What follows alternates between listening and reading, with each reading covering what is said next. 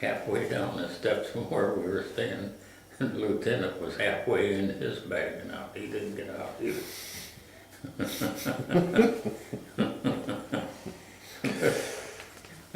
But I tried to take care of my men in a rest area, whatever, or on the line, talk to them, with them, keep them with me or whatever. Well, that rest area before that, we was stopped on the edge of a little town. A lot of the Italian places has got a rock or a fence around about 5 foot high or whatever. So I was cleaned up after we got there quickly. Took a walk down the street, and one of these fences was there. And boy, this don't look like it's a home or so. So I went in and looked around. There's a tavern. So didn't do nothing. Went back to the unit. The boys got cleaned up. And there's probably 15 or 20 guys in my unit sitting there. And I said, come on, I'll buy you a vodka or a grappo. I found a place where we can get it. It's just down the street. So we went down the street, walked in, I ordered it, paid for it, got the glasses. I had the first one out of it. I said, fellas, you can stay if you want to. I'm leaving. That stuff will put you off your rocker. You don't want any more of that. So whether they stayed or not, I don't know. But like I say, I tried to take care of my men and watch them. Did you or any of the other guys ever get care packages from home? There things that you looked for coming from home that you missed a lot, or? No, most of the care packages from home I don't think were that much at World War II. You might send home and ask for something, and they'd send it to you, and you'd pass it around and use it, but care packages, it wasn't that much. So, did you spend the entire war in Italy? Yeah. And how long was that total? I was 18 months in Italy. We were slated to come home for 30 days, then go to Japan. They dropped the A-bombs, so we didn't have, we come home and that was it. And that was it. We come home on a Monticello. That was a bigger ship, a big ship, and it was made in Italy. 7 days to come home. You made it on that ship, it was only 7 days? Yeah. Wow. What year was that? 45. 45? I got home, discharged in Chicago, got on the train. I was supposed to get off in Wilton. And I'm sitting the first seat in on the train in the passenger car. And a guy walked by, and I'm talking to the guy behind me, and hey, that was my dad. And I turned around and looked, sure was. Instead of him waiting until I get to Wilton, he picked me up at the station in Rock Island. How he found out the train was going to stop there, I don't know. But he picked me up in Rock Island.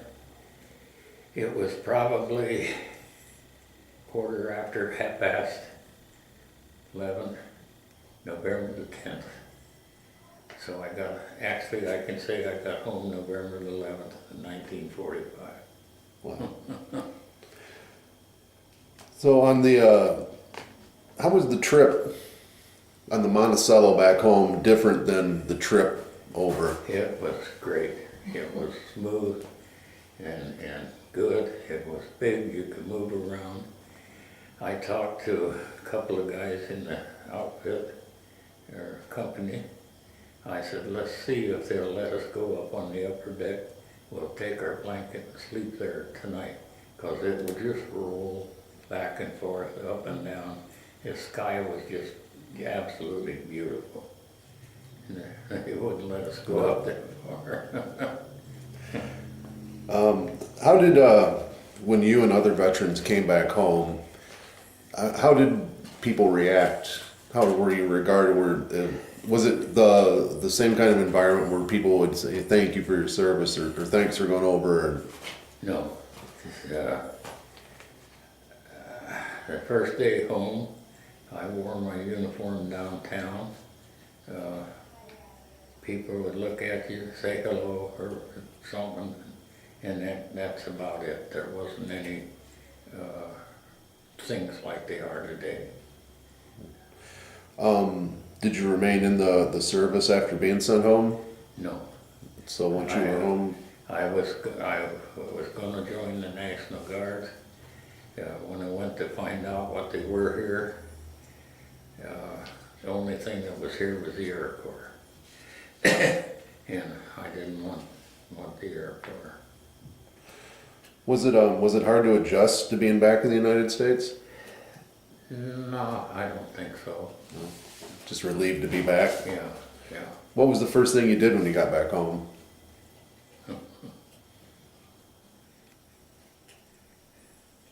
I don't know. Outside of your friends and family, what did you miss most about home while you were away?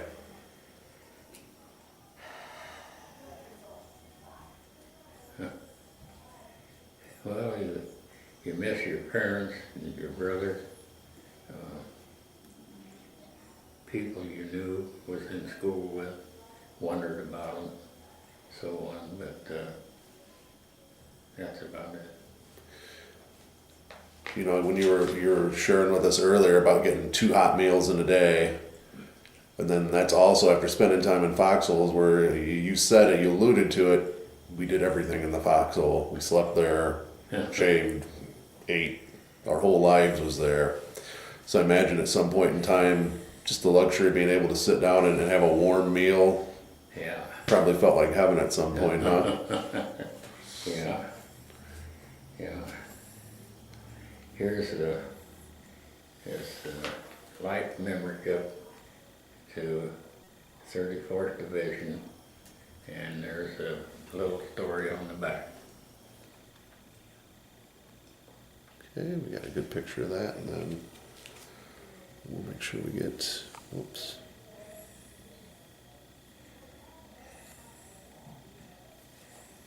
Wow.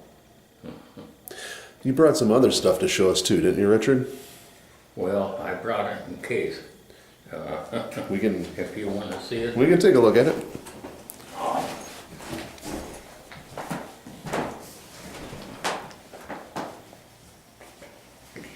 Okay, the 34th Division has a reunion in September at Fort Dodge. The 34th Division, 168 Infantry, or any of the 34th Division before, in 41 was in Shenandoah, Iowa, and they have one in August, and they're wide open for anybody that's been in service. Now, this is the division cap. It has our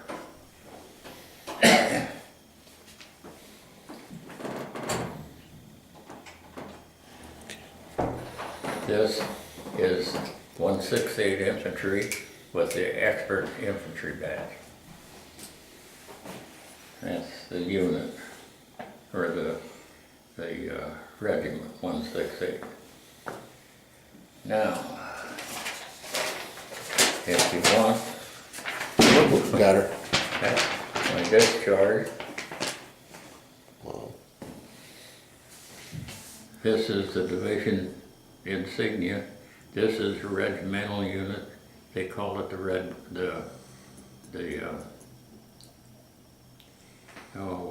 Rainbow Regiment. And that's just a small one of the expert infantry. Okay.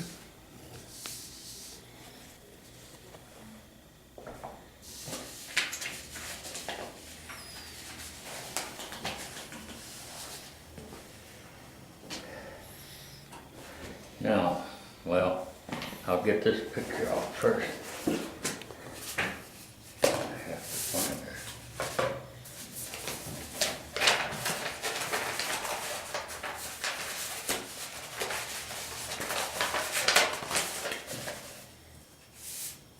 Here it is.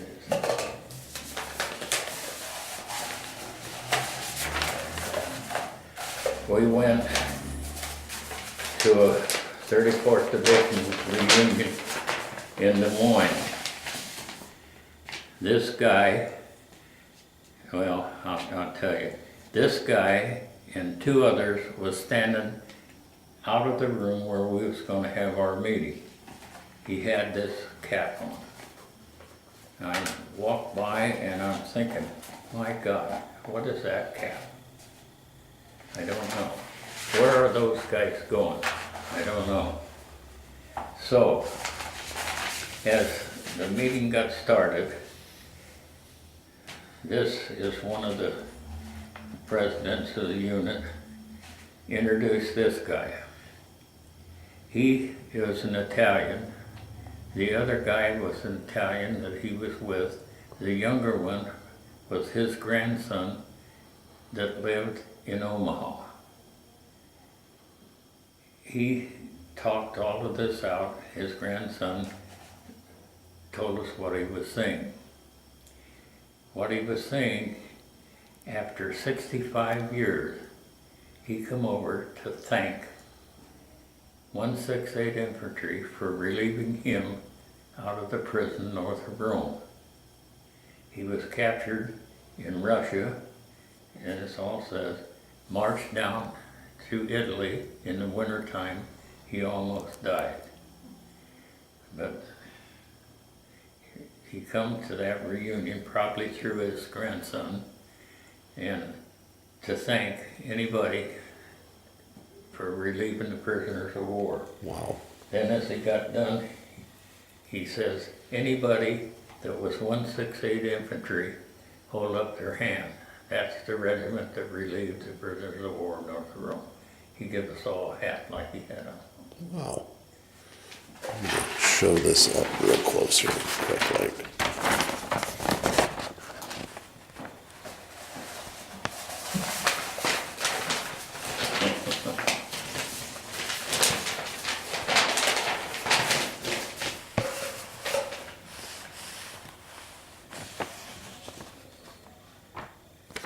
There you go. Wow. Okay, now, this is after the war. I seen the gun, but the 31st Infantry Division with the 34th, the 135th Infantry from the 34th Division was where they got this gun at the end of the war. Now I'll read this to you. Known to Germans as Slim Bertha, but by the Allies as Anzio Annie. 28mm railroad gun used by the Germans at Anzio was one of war's most prominent pieces of artillery. It was hidden in tunnel most of the time, emerging only to fire its 561-pound shell at the Allied beachhead. The weight of the gun and its railway carriage was 479,600 pounds. Its length is 96 feet, maximum range was 38 miles, and its firing crew numbered 10. It was used exclusively during the bloody Italian campaign during World War II. This behemoth was captured by the 131st Infantry Red Bull Division near Czechoslovakia. Full and information contributed by Lieutenant Colonel retired Walter H. Johnson, Monroe, Louisiana, who served the 135th Regiment, 34th World War. Wow. I'm gonna try and.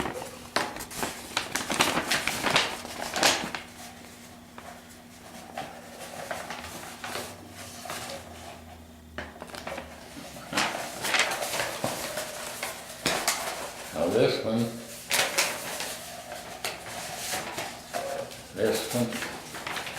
is the map of Italy and where everything continued and dates. I started here and was in everything up to here except, well, I didn't get to Venice, but the rest of these I were. So show it here. Richard says he started right around here at this line here, and everything else, except didn't make it to Venice, but up this far, this entire part of this map. I'll try to get a closer shot there. Just a wee bit.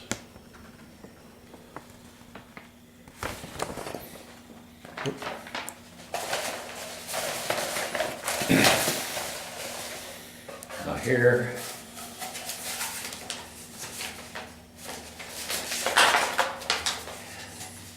Highway 34 across the state of Iowa from Burlington to the Nebraska border, 34th Division Memorial Highway.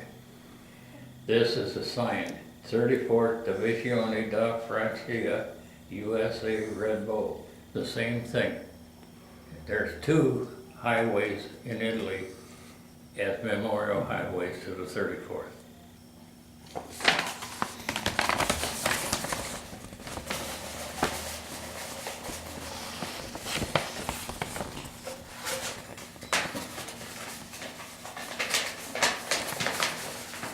Okay, this one. This one is me getting the Silver Star from General Charles Bully. It's got a reason here, and this is different promotion that I have received.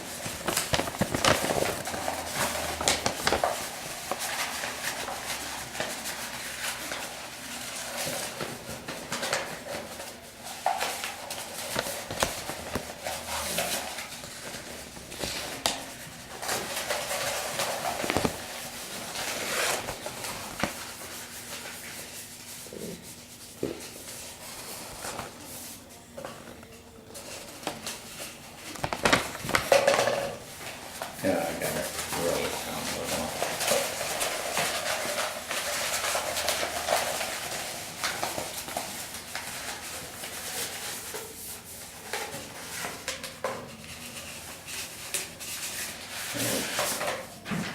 Oh, I got them both up, okay. That's that part of it.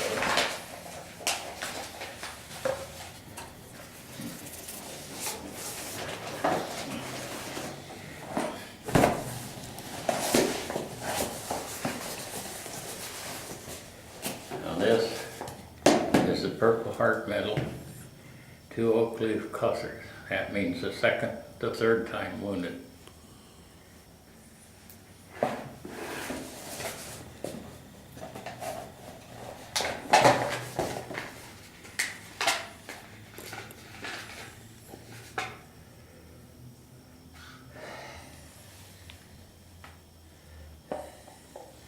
This is the Victory Medal from World War II. Okay. I should have it in a better box, but I didn't get it.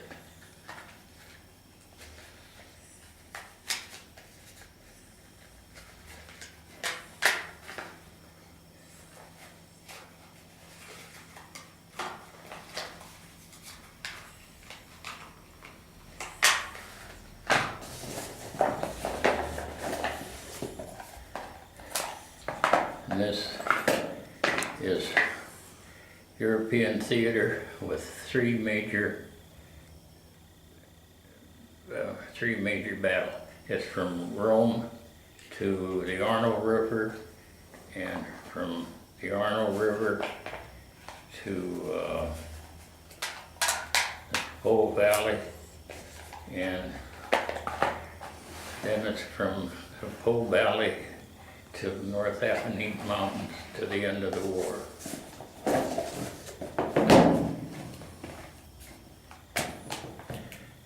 That's the Silver Star, about the third one down from the top.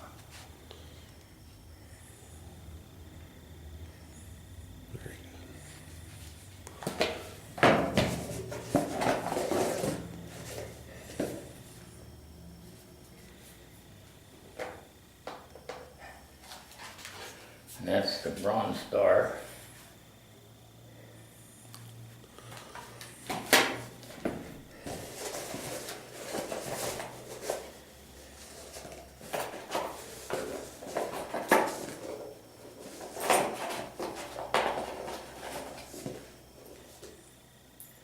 Oh.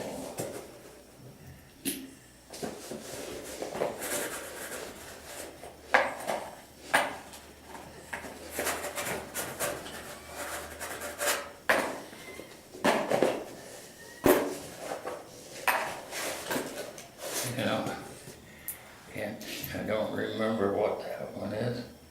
Oh, that's metal for the machine gun.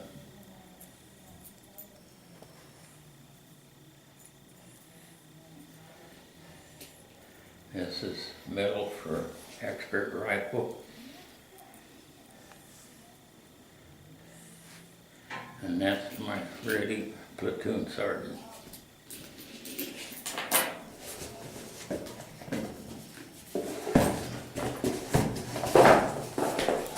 Outstanding. That's excellent, Richard. Huh? Thanks for bringing that stuff in. Wow.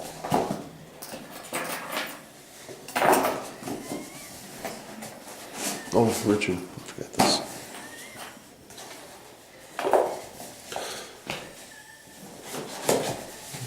Well, I would say that's excellent.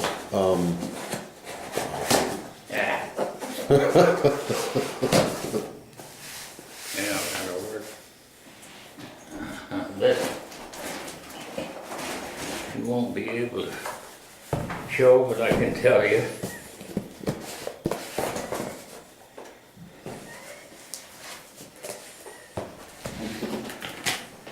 These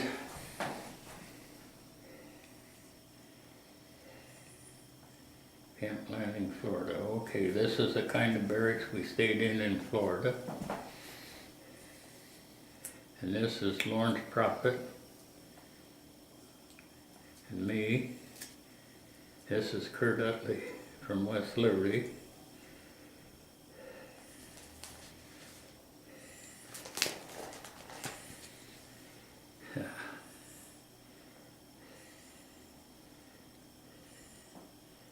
Yeah.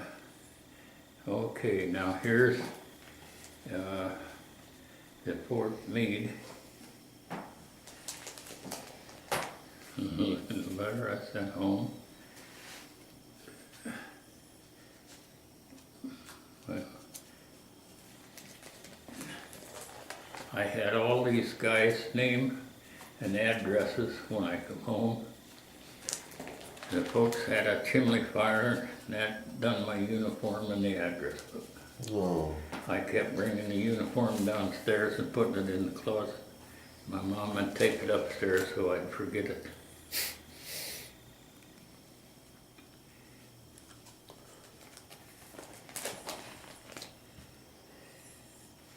This is Toronto. This is Coosac. If the guys seen a lady, they would stop and say hello and they could get a hug. They did. Right on. That's me. This is Triez. Oh, okay, I forgot it, so I'll tell you about that.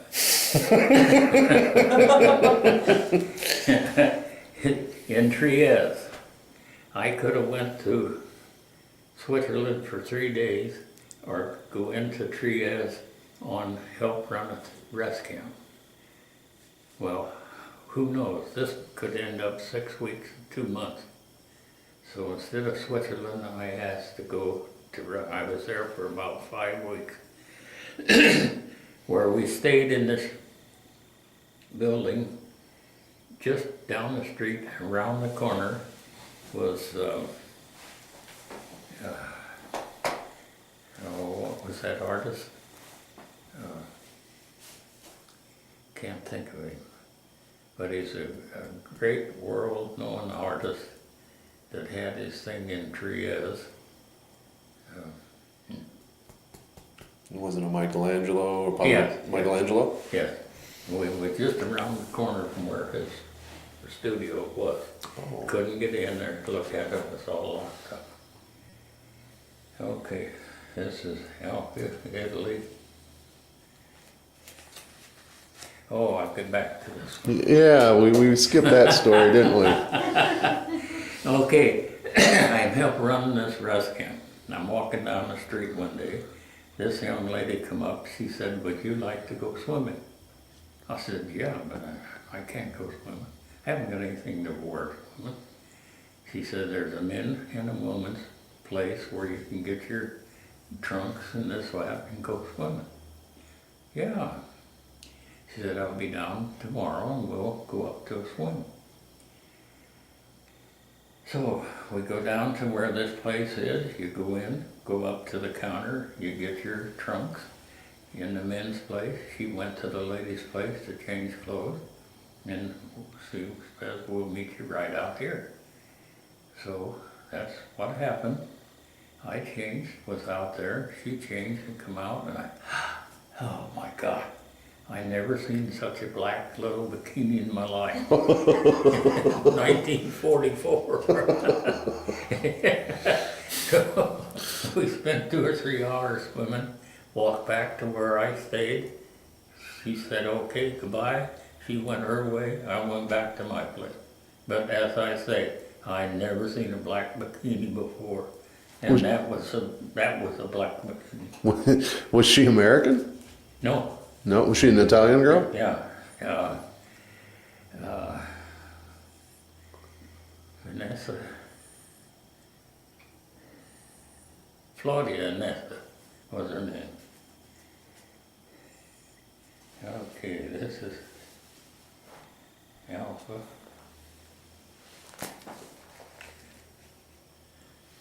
Or should I stop this?